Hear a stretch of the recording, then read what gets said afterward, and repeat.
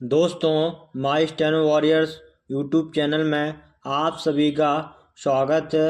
अगर आप चैनल पर नए हैं तो चैनल को सब्सक्राइब करें और बेल आइकन को ज़रूर दबाएं। डिक्टेशन स्टार्ट होगी 5 सेकंड बाद। स्टार्ट। माननीय सभापति महोदय, मैं आपका बहुत आभारी हूं जो आपने मुझे इस बिल पर बोलने के लिए समय दिया है। यह जो बिल सहकारिता समिति को एक समिति में भेजने का निश्चय किया गया है, जिस पर कल से बहस हो रही है, उस पर मैं आपके आदेश से कुछ कहना चाहता हूं। श्रीमान, इस बिल को देखा जाए तो यह समझ में आता है कि यह कोई नया बिल नहीं है, बल्कि जो सन 1912 का कानून है उसी की लाइन पर बनाया गया है और कोई नई बात नहीं रखी गई है। श्रीमान, इसमें सहकारी खेती की बात रखी गई है। अगर यह कहा जाए कि यह कोई नई बात नहीं है तो गलत नहीं होगा।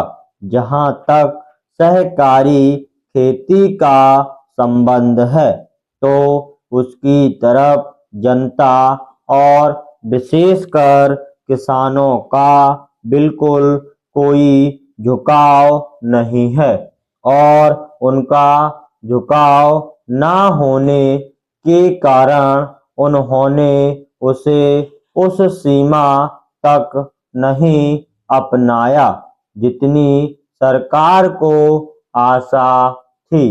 श्रीमान, आपको मालूम है कि नागपुर कांग्रेस में यह प्रस्ताव पास हुआ है कि सहकारी खेती कराई जाए।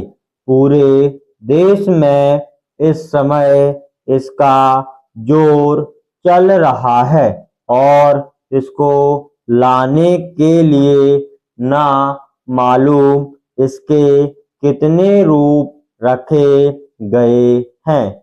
यह कहा गया है कि इसके अंदर कोई जोर नहीं है।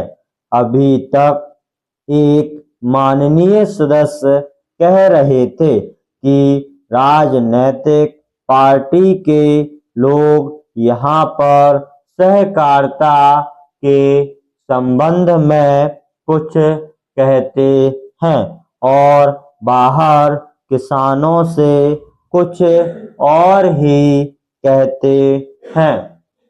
वे किसी से यह भी कहते हैं कि तुम्हारी जमीन छिन जाएगी। मैं यह निवेदन करना चाहता हूं कि यह जो कहा गया है और किसानों के अंदर जो भावना पैदा होती है वह इस बिल से साफ स्पष्ट होती है कि वह गलत भावना नहीं है।